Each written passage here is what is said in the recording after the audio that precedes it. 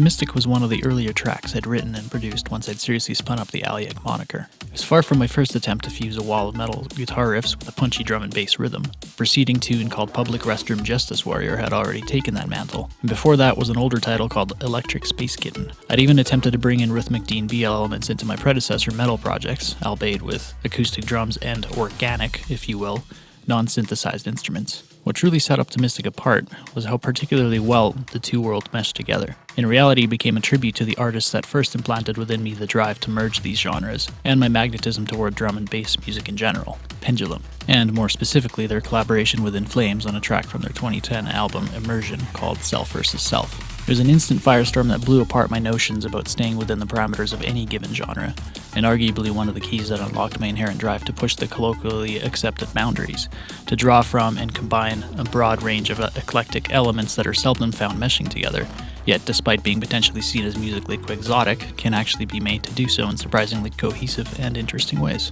The original idea for OptiMystic formed its first release in 2017, the most fledgling phase of the Alyag project. All of the key elements were there: the drums, the lead synths, synthesized growls, the wall of guitars, and the chunky bass lines. Although my electronic production chops were hardly up to snuff, I recall banging out the track in one really intensive 16-plus hour day of production. When I began taking the project to the stage, it played an integral part within my early live sets, and began to slowly evolve and integrate new elements, such as the piano lead I'd sample from Space Kitten, seeing as it was in the same key and tempo, as well as a guitar solo, which itself had evolved over time. Now, almost 3 years later, it felt right to resurrect the synths pulled from the web release and breathe new life into it. I'd kept most of the original elements, but scrapped most of the drum samples, replacing them with ones of significantly better quality, added a few tom fills, and tweaked the processing on the rest. Some of the underlying synth layers had to go. I recorded a new synth build using a custom patch on my recently acquired and first hardware synth ever, the Argon 8. Using some new tools I'd collected since the original version, I introduced a few more layers to the textural effects section and added a few more gritty bass synths to further beef up and accentuate the guitar riffs prevalent in the drop. And finally, I'd completely re-recorded the guitars.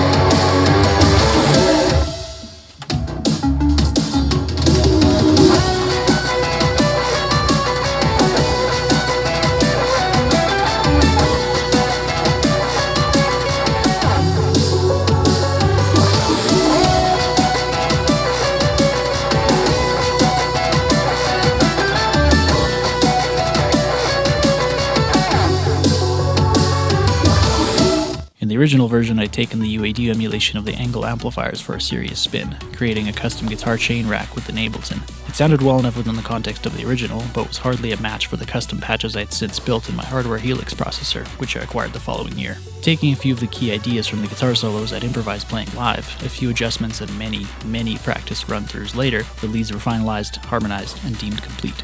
And, because I'd grown fond of how integral the sampled piano lick from the now-defunct Space Kitten track had become, a track that I may still one day revisit in a different light, it seemed appropriate to relearn and re-record it using some high-quality piano samples, stacked with bells for that dreamy, atmospheric feel.